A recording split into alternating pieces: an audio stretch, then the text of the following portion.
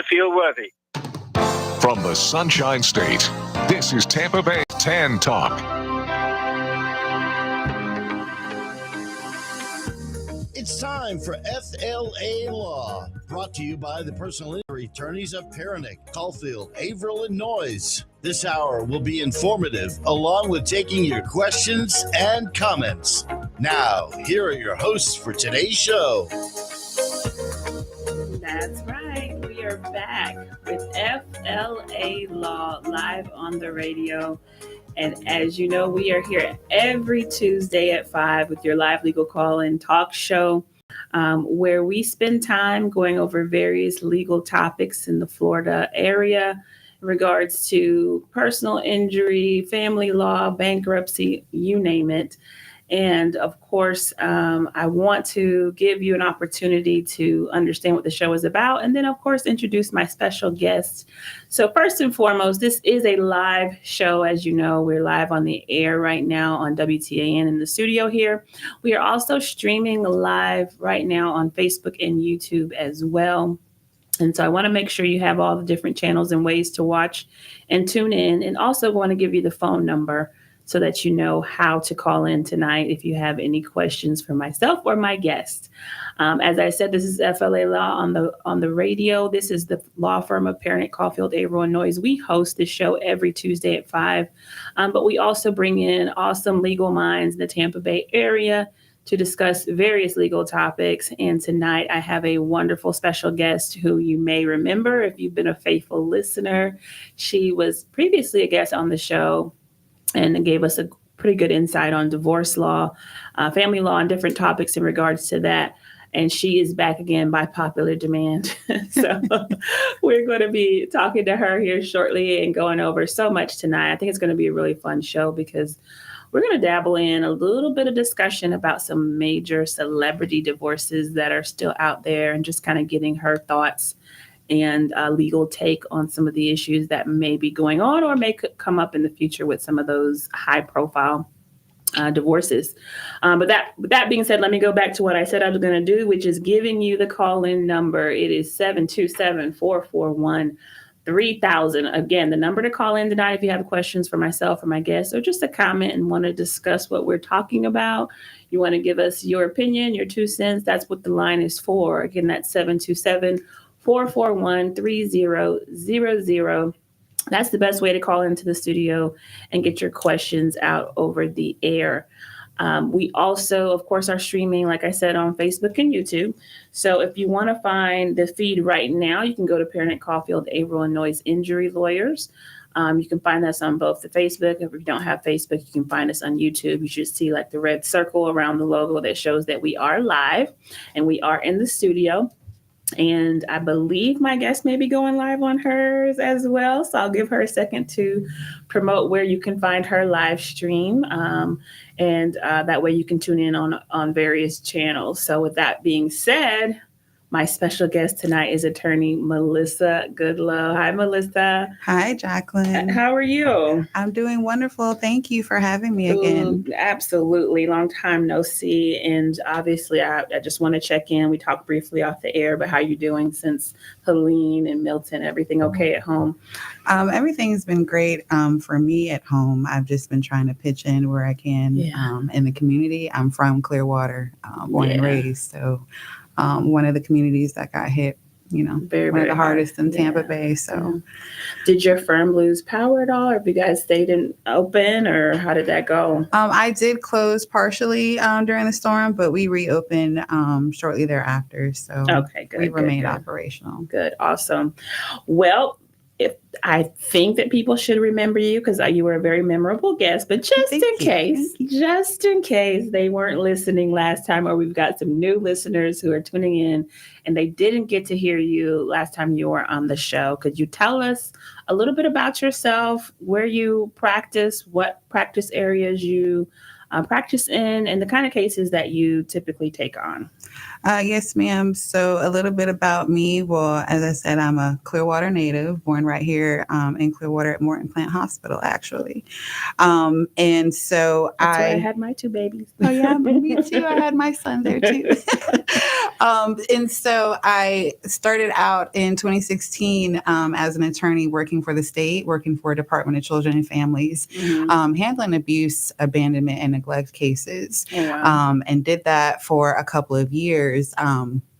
And then switched gears completely and did insurance defense until I had my son actually in 2019. And then, I found myself in the middle of COVID in the pandemic and not being able to really find employment. And so decided to start Good Low Law, where I primarily focus on family law and handle a lot of divorce and paternity cases primarily.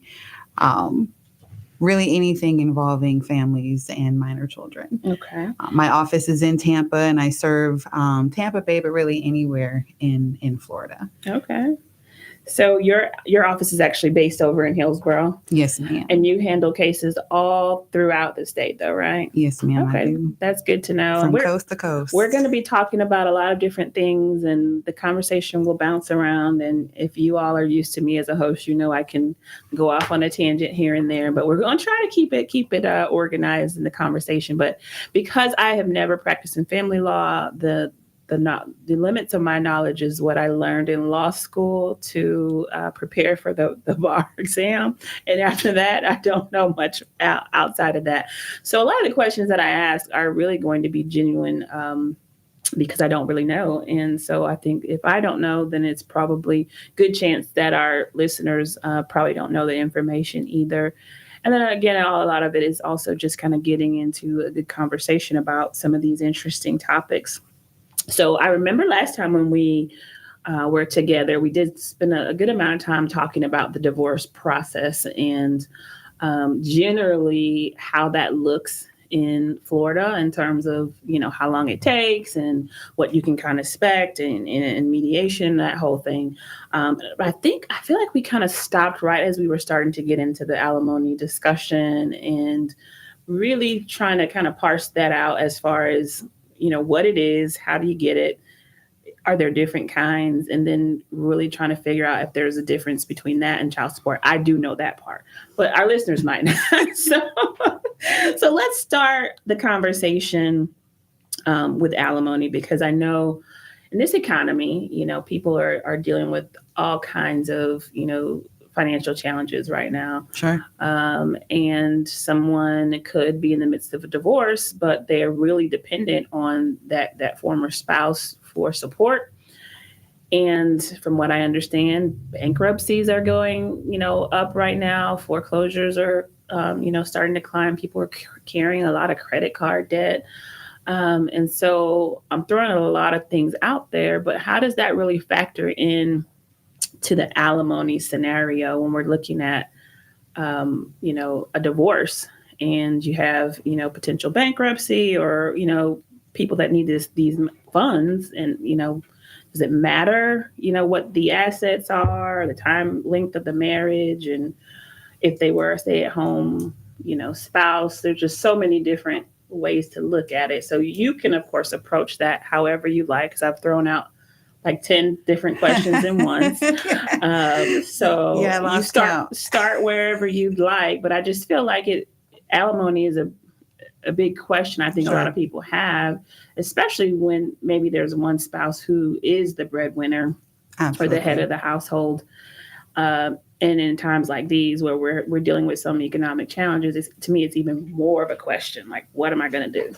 Sure. So, I mean, in terms of like a divorce that's like currently pending, right? Like there certainly are situations where, like you said, if you have, well, let me back up a little bit. Alimony is intended to provide support to a spouse who basically, like you said, has not necessarily been the breadwinner in the marriage, right? The other spouse who is expected to pay the alimony is essentially been the one that's been the sole provider or the main provider, so to speak, right? It's designed for the higher earning income spouse to pay to the lower income earning spouse in means of support to kind of help bridge the gap between that, lack sense. of support in the household, right? Post divorce, right? Right. And sometimes when a divorce is currently pending, you'll have instances where temporary alimony is certainly appropriate. Sometimes you have people who haven't worked at all and have been a stay-at-home spouse, the entire marriage or the majority of the marriage, right? And they have no income, right? And their entire source, right, of income came from the spouse. So certainly there are definitely situations where that is appropriate, and certainly post dissolution where it can be appropriate as well. It just really kind of depends on the facts and circumstances of every case. But certainly the court is going to look at first and foremost whether there is a need for the alimony. Right. And even if the court can identify that there is a need for the alimony, the next question is whether or not the other spouse can afford to pay the alimony. Right. Unfortunately, there are those situations where you will have a spouse that will have a genuine need for the alimony, but then the other spouse genuinely cannot afford to pay the alimony. And that kind of plays into my convoluted question is, if that spouse falls on hard times, they now have a financial hardship, they're filing for bankruptcy, or for whatever reason, the finances have now changed. Just because one spouse needs it doesn't necessarily mean they're going to get it. Right. Absolutely. Like I said, the court is always going to look at ultimately whether or not the other spouse can afford to pay it after they've identified there's a need. And then once they've been able to identify the other spouse can afford to pay it, then they'll start looking at factors like you said, how long they were a stay-at-home spouse, if they maybe gave up their career for, purposes of staying home to raise children and, put their education on hold and things like that. The court will definitely look at all of those things when considering alimony. Right. Now, you mentioned temporary, but isn't there a situation where the support may not be for a lifetime, or I even heard of situations where you get it until you remarry or something like that. So how does the time limits or term limits on the alimony work? Is there certain, time frames for certain alimonies? One of the factors that the court will take into consideration when considering alimony is certainly the duration of the marriage, how long the parties were married. The state of Florida actually did away with permanent alimony last year, so we no longer there was a change. Okay. Yeah, we no longer have permanent alimony, but there still are other types of alimony available. Do you know what the reasoning was behind getting rid of it? What was the legislature thinking on that? Nobody needs it permanently. It's time to get out and get a job. Do you want the PC version since we are live on air? Sure, whatever you feel comfortable. I'm not exactly sure. I know that certainly there were, I'm sure, certain situations where there were spouses who were, I don't want to say abusing or taking advantage of permanent alimony, but certainly prior to the statutory change, permanent alimony, like you said before, was certainly available until the other spouse, if it was granted, payable until the other spouse either remarried or died. Gotcha. Right. And so, or it got into like a supportive relationship. And so sometimes I'm sure there are people who probably weren't getting in supportive relationships just and for that reason, remarrying and things like that to ride out that permanent alimony. And like you said before, too, circumstances change, right? Sometimes when you're getting divorced, you're working, right? And then at some point you retire. Right. Right. And then you're still ordered to pay this permanent alimony when your income isn't quite the same. Right. So certainly I'm sure there were a lot of different factors that went into the change, but it was a change. And so we no longer have it available. Okay. And so then and you may have already touched on it. So then what does still remain if there's no longer a permanent entitlement to alimony? Then what kinds are still there? So you still have durational, which is meant to really kind of not last longer than, the duration of the marriage. You've got rehabilitative, like I said, for those who maybe were a stay-at-home spouse and put their education on hold, and now that they're getting divorced and they've got to go back out and, into the workforce, maybe they need to get an education first to do that, right? And so they need a little bit of help to do that. So rehabilitative alimony is certainly available, and bridge the gap. Alimony is also available to kind of help bridge that gap, going from, 2-income household down to 1-income household and maybe needing that additional support. Right. So, and alimony and child support are not the same thing, right? They are not. The child support is for the benefit of the child. Correct? Absolutely, 100% correct, counselor. So with that being said, I do have some questions because it sounds like, if I'm understanding you correctly, that you may not, unfortunately, get alimony if the spouse isn't able to pay the alimony. Yes, that So happens. is the same true for child support? No. Okay. So let's talk about that then. So, I mean, each parent has a legal responsibility to provide support for a minor child. Mhm. And so even if you are not, I mean, unless you have some sort of mental incapacity and Sure. some sort of something that, you, at the end of the day, you have an Some obligation. extended circumstances that would prevent you. And even then, like I said, there are people who are not working for whatever reasons, and they get imputed income, right? Where they're Okay. still That's court true. ordered to pay some sort of child support, right? Because legally that's your responsibility. Right. And so it is for the benefit of the child. It is very different than alimony, which is for the purpose of a spouse. Mm-hmm. And not something that you can waive, right? Or do away with. So then in that situation that I brought up in the beginning, where let's say the person or the spouse that is having to pay child support goes through a financial hardship, or maybe they're filing for bankruptcy, or they lost their job, or they took a lesser paying job or something like that.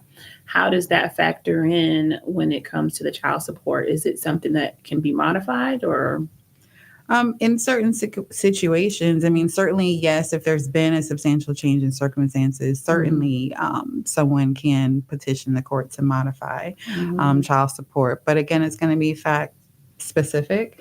You mentioned having a lower paying job. Well, do they purposely take a lower paying job so that I've heard stories, right, to try to minimize their responsibility, and in those cases, which seems insane. You're are likely going to be able to demonstrate that they're voluntarily underemployed, right, and they're not in those cases going to get a modification. I've certainly seen situations where people have made a lot more and then purposely taken lower paying jobs in hopes of getting lower child support or even just getting lower child support ordered in the initial case, right? And I've seen courts impute their income at the wage that they were accustomed to earning, because the courts will find that they're voluntarily underemployed and they have the ability to earn more. Oh, wow. So it's almost like a punitive thing where you were determined to be intentionally trying to limit your own income, and now you have to pay it at the higher rate. Well, let's just say it just doesn't pay to try to skate on your child support. Put it that way. You want to have as much candor with the court as possible. Absolutely. So I don't know if I asked you this last time, and if I did, we can just kind of reiterate it again. But I've always wondered, well, if it goes the other way, let's say a person is making less and they've been at a certain rate, and that's generally what they've paid. It's been fine. They're not in arrears or anything. And then they make a substantial increase in their income, and all of a sudden they're making a lot more now. Do they have any duty to notify anybody, the state departments, the courts, the lawyers, and say, hey, I'm making more money now? I tell you what, they may not feel the obligation to report it, but the other parent will. Right. So it's going to get reported. So either way, it sounds like there's going to be a modification, right? And on the horizon when there's been a substantial change in circumstances, even going the other way, where the parent is making substantially more. I've seen that too. I've handled those cases. Right. That's interesting, because I feel like most people would just kind of skate by, like, I'm not going to ring that bell or that alarm if I don't have to, Yeah, that's why I said they usually don't, because what's court ordered is court ordered, and how is the court going to know if it's not brought to their attention? Which is why I said the other parent always knows, and it's gonna make sure they bring it up. Right, and that's why, again, me being ignorant to the topic, I don't do this for a living, but I just wonder if you have ever or could put it in your divorce decree or somehow in the agreement that in the event you change jobs, your income changes, that you have to report it or something like that. I mean, I'm using very generic language, but Is that something that you've ever seen, or is it? I mean, the short answer to your question is yes. I mean, parents agree to all kinds of things for all kinds of reasons, and certainly have the ability to do that. Absolutely. Cool. Well, that's what mediations and lawyers and all that is for. And on that note, I actually wanted to circle back to something I said about child support, about not being able to be waived or done away with. You know, there are some cases where on that same line where parties are able to come to an agreement outside of court, where they'll agree not to request child support. Right. And so in those situations, like I've seen where like the courts will reserve jurisdiction. So like if they ever want to come back and revisit the topic, they can, and reopen the case. But in those situations, the parties will agree. And in that way, there's no child support ordered. So in those situations, yes, the parties can agree. But if it's going in front of the judge, the judge isn't going to waive your child support obligation. I got it. That makes sense. So what you can actually work out on your own could be more beneficial than taking it in front of a judge and allowing the judge to make the decision. There's always a benefit in working it out on your own and not letting the judge decide. Always, always, 100%. Right. And that's actually a good point, because I think we talked about prenups and postnups on the last show. And my favorite. Yeah, and how you can obviously make agreements after the marriage in a postnup, because I think everybody kind of knows or has a sense of what a prenup is. But I don't think postnups are as discussed. And so when I think of a marriage decree, I feel like, okay, there's an agreement or there's a judgment of some kind.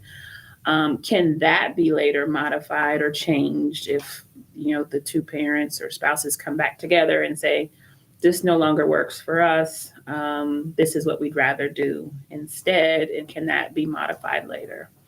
So in terms of like the time sharing piece of it, there's always room to kind of modify things as you see fit outside of court, right? Because things are going to come up, right? Kids get older, needs change, right? Sometimes locations may change. So certainly there's always going to be the opportunity to do that, where you're not necessarily having to go back and reopen your court case, right? Because you have found, as your family has changed over the years, something different works better for you. Typically when those cases get reopened and people are petitioning for modifications, it's because there's been a substantial change and people are not able to get on the same page about how things should look, and they are not following things that were previously ordered. Right. And not able to agree once again. Okay. Yeah. So a judgment is not necessarily, or an agreement is not necessarily final. There is the opportunity to come back and either reopen the case or renegotiate some sort of an agreement. So, I mean, a marital settlement agreement is pretty final, but certainly, the time sharing. I mean, and in some certain circumstances, yes. I mean, especially on the lines of like postnuptial agreements and prenuptial agreements, there's always room to certainly modify the agreements in writing. But when I say final judgment, once it's been court ordered, then that's it, right? Like you've been ordered to follow it, and so the law allows you to, like I said, make those changes as you see fit, kind of on your own, where you're not having to go back to court and reopen anything. But outside of that. So then this is not on my paper as far as questions I had intended to ask, but I just thought about it just now, because sometimes I'm just thinking in the civil realm, you might get a judgment. Let's say it's somebody that's not collectible. They don't have any assets. They didn't have any coverage, but you got a judgment against them. And for all intents and purposes, that just becomes a piece of paper, right? Are we talking in terms of a judgment in a final in a divorce case? Right. So right now I'm talking about just like a civil. Let's say a civil personal injury matter where there's no coverage, no assets, but you got a judgment. Okay. Yes. That to me sometimes just equates to a piece of paper that because the defendant is not always collectible, right? Right. Yes. Now, in the divorce marriage realm of a final judgment, how do you really enforce that? Let's say you get that paper, you get that judgment, the judge signs it, but then one spouse is not doing what it says. Is it just a piece of paper, or can you now bring it before the court and say they didn't, comply and get sanctions or compel them to do something? All of those things. You can go and file motions for contempt and enforcement. Okay. It depends on certainly what the issue is. Okay. Because some things are just not contemptible. But certainly motions for contempt and enforcement are certainly on the table when that happens, when you have a final judgment and a party was ordered to do something and they're not complying with the court's order. Mm-hmm. Absolutely. That's always a recourse. Absolutely. Okay, good. So then the court retains jurisdiction over those kinds of things and they can rule on it. Yes, absolutely. Good to know. Well, I think that's a good time for us to take a short little commercial break. Okay. I think after the break, we can get into a fun little discussion about some celebrity divorces that have either been in the news or currently in the news. Just to get your take on it and share some thoughts as far as the family law perspective. Okay. So, of course, if you've been tuned in, we're here on FLA Law Live with Melissa Goodlow, and we'll be back after this commercial break.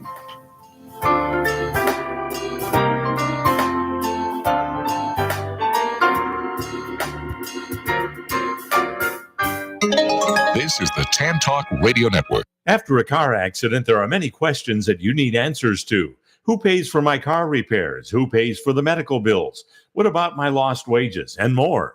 The personal injury law firm of Perenich, Caulfield, Avril Noyes has been answering these questions for their clients for nearly 70 years. Since 1955, they've been a voice of the injured in the legal system. As one of the longest established law firms in Tampa Bay, Perenich, Caulfield, Avril Noyes is here to answer your questions. Listen to their live call-in radio show on this channel every Tuesday evening from 5 to 6 p.m. or call them at 727-796-8282 or visit them at voiceoftheinjured.com. Offices Clearwater, non-attorney spokesperson. This is the Tan Talk Radio Network.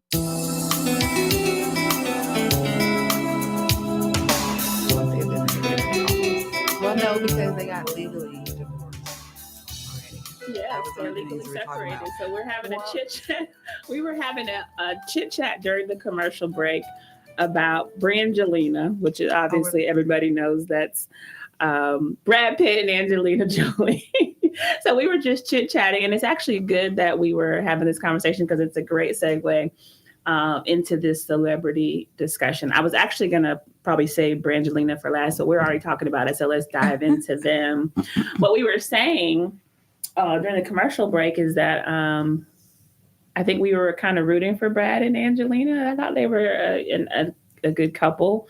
Right. And I'm actually a fan of both of them. So I thought that they were actually going to kind of make it the full way, but they're Hollywood. And like you said, people are human, and it's hard in that industry. And you just don't typically see very, very long lasting marriages, unfortunately, in the industry.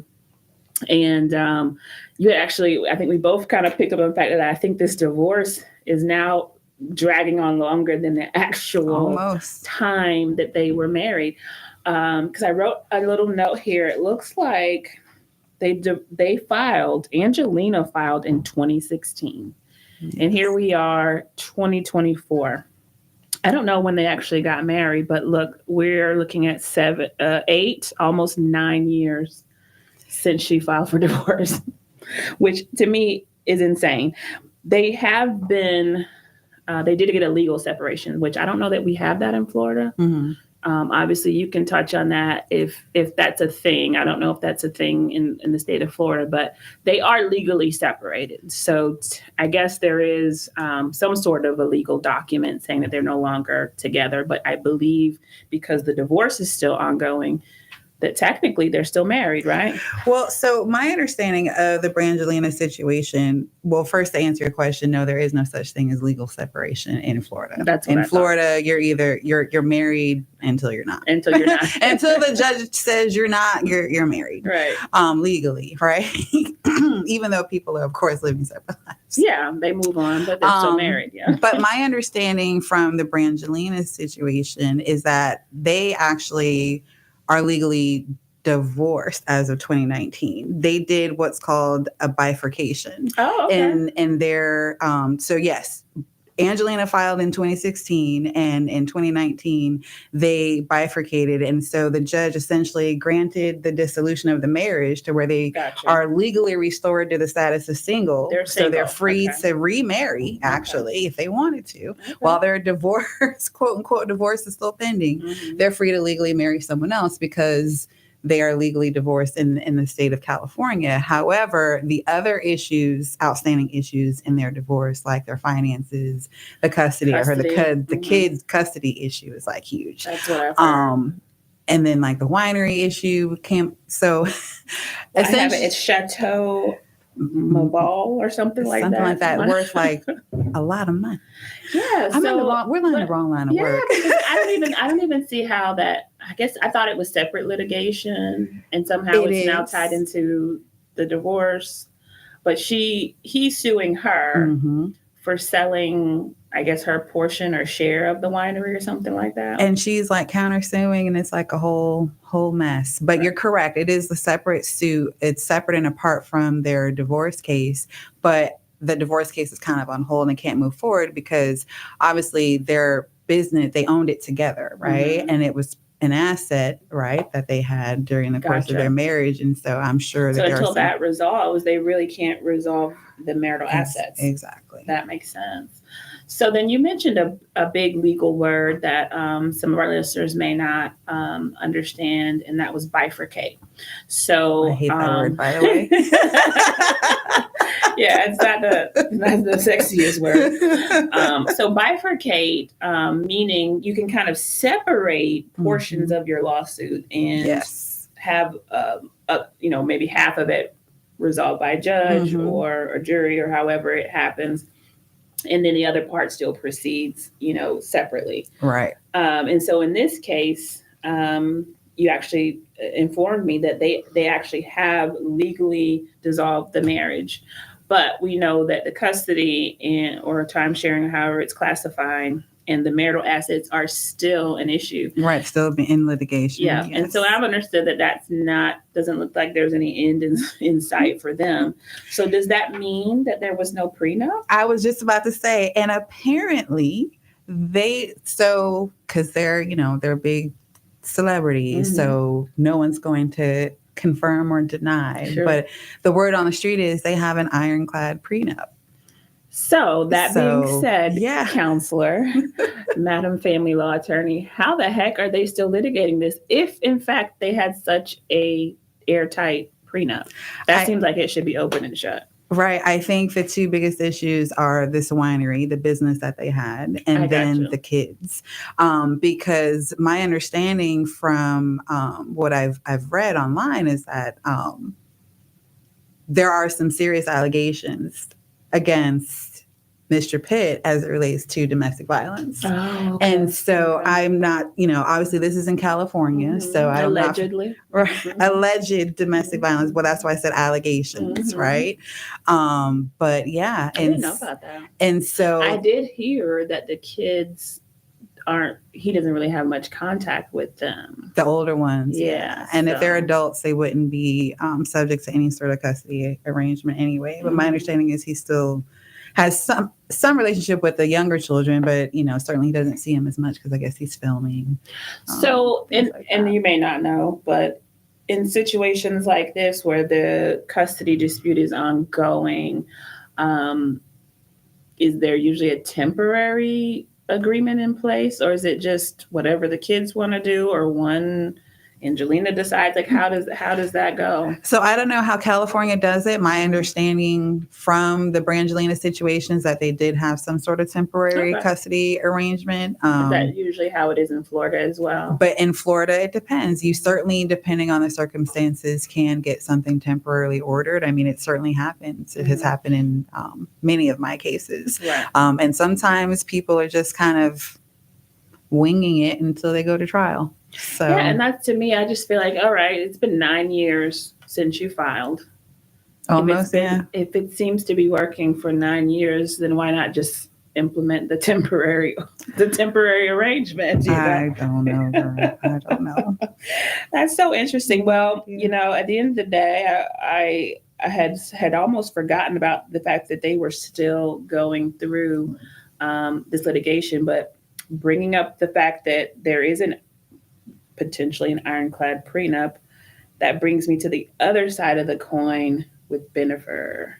J-Lo and Ben Affleck, I have heard, who got married in Vegas 2 years ago, maybe did not have a prenup. That's the word on the street. And I just think that is insane. Yeah, right. Especially when they say J-Lo's that she's worth like $400 or $500 million. She's worth way more than crazy. And I mean, he's not too far behind. I mean, he's quite a wealthy actor as well. I mean, definitely not as wealthy as her. But either way, we're talking major assets. Right. He's definitely not coming to the table empty-handed. Absolutely. Yeah. So that's mind-boggling. But with that being said, they got married in Vegas. So how does that work? Is it the place where the marriage was entered, or the laws of the place where the divorce was filed? I mean, if we were in Florida, you've got to be a resident of the state of Florida for at least 6 months prior to the date of filing. So Florida does have a residency requirement prior to being able to file divorce. And if you've got minor children, then you're really going to run into an issue. Right. But as far as they're concerned, my understanding is their divorce is pending in California. That's what I thought. And is it which is where they live. They're residents of California. And California is a community property state, from what I understand. Community property. How is that different from the state of Florida? So in Florida, we do equitable distribution. Yeah. And so equitable, of course, meaning fair. And so in Florida, we sort of, we always start with the premise that marital assets, marital liabilities should be equitably divided, equally, right? But there are times where unequal distributions are warranted. So, again, it just depends on the facts and circumstances of the case, but the goal is for everything to be fairly divided. And so then with community, is that more like, I don't know what that means. Is that, because I still would think, okay, 50-50, but what does it mean, community? That term may be a misnomer, though. I don't know. Well, we all share in the community. I know that's what it sounds like, right? But, I don't know. I'm not familiar with California law. I don't really know how they do it out there. I'm wondering if that could mean that it's basically a free-for-all, that they can divide it up however. If I had to venture a guess, certain things that maybe were non-marital, once you got married, are up for grabs, and they're entitled to an equal share of that. If I had to, At the end of the day, it's been a short marriage. The first time around, they never got married. I think they were just engaged. Then she married Mark Anthony. I don't think she's been married to anybody else outside of that. But either way, I haven't been. I don't follow the girl. I can't. I would imagine a good majority of her assets were probably acquired prior to the marriage or the elopement or whatever they had in 2022. And so we're looking at a really small window. I mean, the marriage was a short term. Yes. So who knows what transpired in those 2 years? Sure. And so bringing it back to Florida, let's say they lived here in Florida and they were Florida residents, and we're talking about Florida law. Does the length of the marriage matter as far as equitable distribution goes? Not in terms of equitable distribution goes, no. Okay. In Florida, anything that you acquire during the course of the marriage is going to be considered marital, whether that's an asset or a liability. And like I said, the general premise is that it should be equitably divided. Whatever is marital should be equitably divided between you. So if they were here in Florida, that's how that would go. Yeah. Interesting. And obviously I know I saw some documentaries of when they first got back together, and how she just gushed over the fact that he was the love of her life, and, they were soulmates. So I could probably see why maybe she didn't get the prenup. But it's just not wise. Now, with that being said, I also thought I saw something about her having filed without an attorney. Do you know if she has a lawyer? And I don't know if she What's does it- now or not, but I yeah. did see that as well, that when she initially filed that she was not represented by an attorney. So I don't know if that's changed. I haven't. That seems a bit unusual.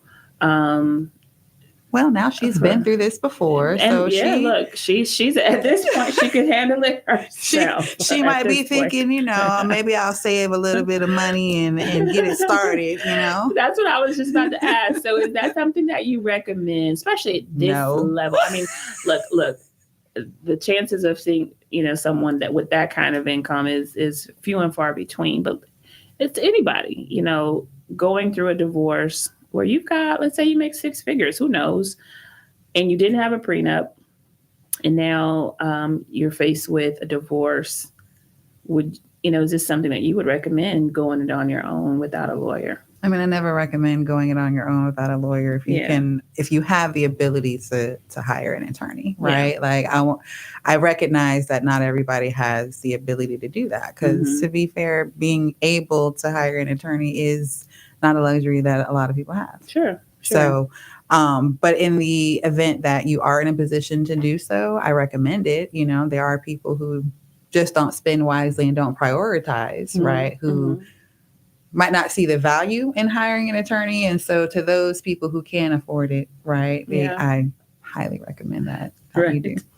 And because if not, you'll be coming to lawyers like me later on wondering if we can fix what, he messed up. And that's what I was just about to say because, again, so we've heard J-Lo filed on her own, but doesn't mean that she hasn't now obtained counsel.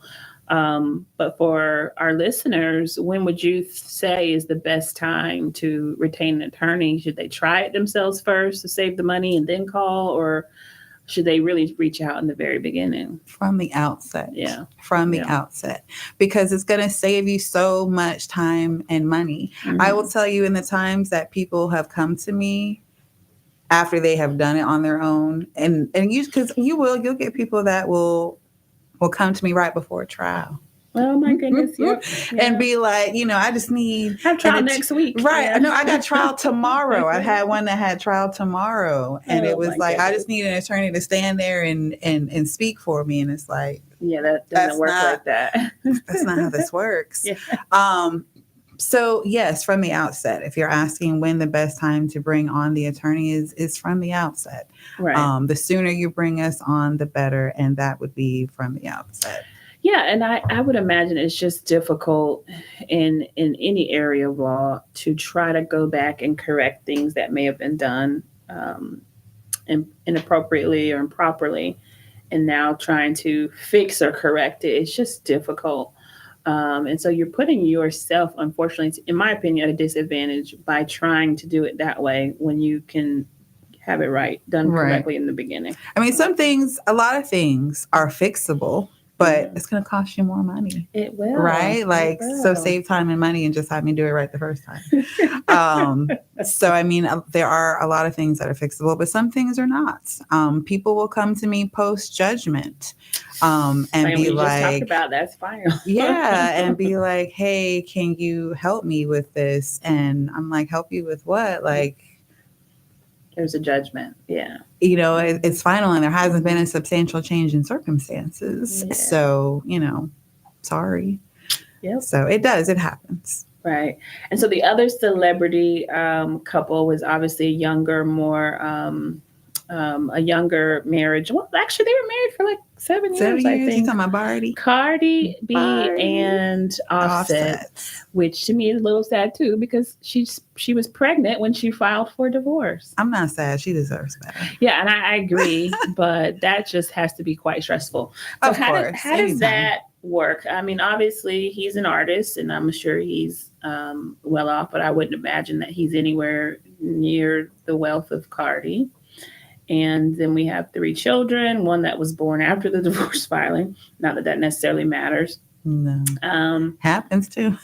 And I've heard that she is potentially seeking child support and those kind of things. So how does that play out when you have potentially a person who is actually the breadwinner or maybe more well off financially, but they're still seeking the child support? I think we touched on it earlier, but does that matter as far as that goes? I mean, it's for the kids, right?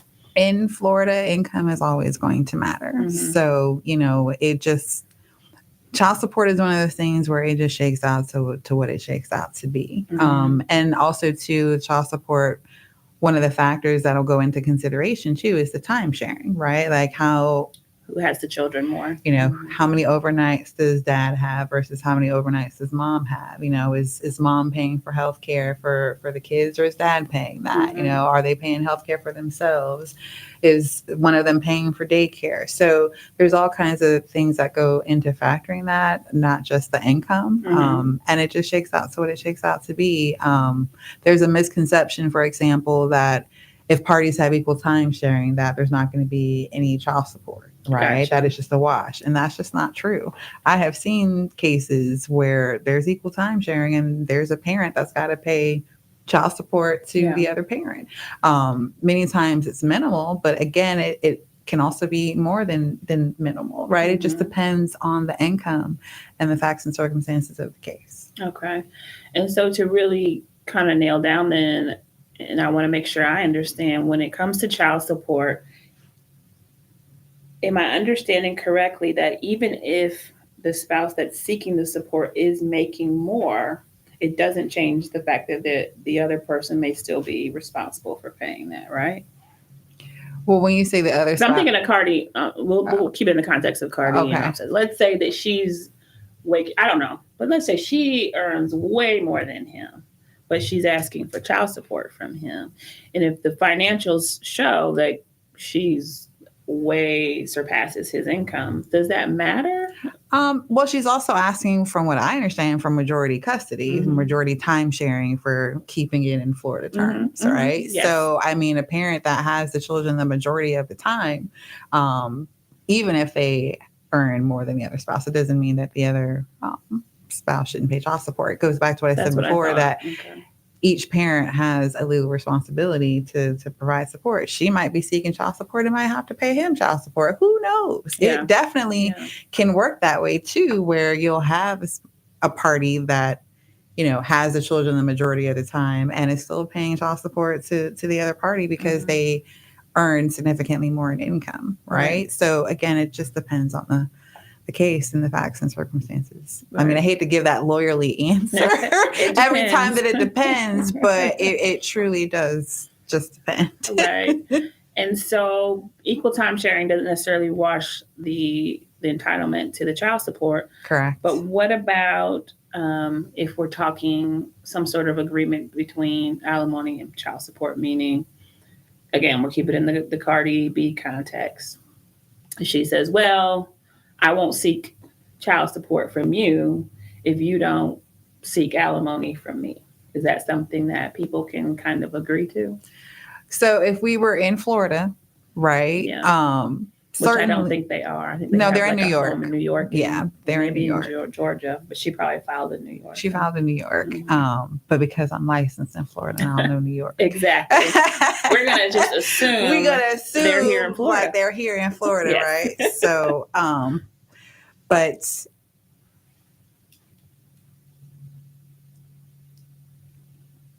good question. Yeah. So the offset. So can you well, I wouldn't call it offset. I'm not talking about offset. So I was going to say, that's confusing. The offset of the offset. It doesn't really offset. So child support. Can I say I won't come after you for child support because you don't make as much as me? As long as you don't then turn around and ask me for alimony, we'll just wash it that way. Right. So going back to what I was saying earlier, parties can certainly agree to whatever it is that they want to agree to, as long as it doesn't violate public policy, right? Okay. And so there are instances where you'll have parties who reserve on child support and don't request child support from the other party. And so certainly someone as a negotiation tactic, right, can say, I'll agree to that if you agree to this, right? Yeah. Certainly that's something that can be done. Absolutely. I wasn't sure because it obviously is in the best interest of the child, right? Right. But at the end of the day, again, as long as it doesn't violate public policy, parties can agree to whatever they want. And I've definitely written agreements myself where parties, agree not to request child support from the other party. And the court just reserves jurisdiction on that. So if they want to reopen the case and revisit that later in the future, the courts retain jurisdiction. They certainly can do it. It's not completely off the table, right? Yes. But so I'm going to get into my last question. This is kind of a hypothetical before I give you a chance to give all our listeners your info and how to find you and phone numbers if they have follow-up questions for you. But obviously post-divorce, and this obviously can apply to Brad and Angelina because they haven't obviously resolved their custody issues, J-Lo and Ben. I don't think they have children together. But then also Cardi and Offset, in the event that the custody issues are pending or the divorce is not final. And I keep up with pop culture. So I know that Cardi's been at like in Paris and all these places and they travel, they go all across, around the world. If one parent doesn't agree to that and says, well, I don't want you gallivanting my child all over the country. And while this custody dispute is pending, is that something that one parent can actually stop from happening while the divorce and things are kind of going forward? I mean, so in Florida, you're not able to like remove the child from the jurisdiction in the sense of like just pick up and move and relocate somewhere outside of the jurisdiction, but you're certainly free to travel with your child. So if Cardi B lived in Florida and is going through a pending divorce and says, hey, I want to take my child to Paris on a vacation, she's certainly within her right to do that.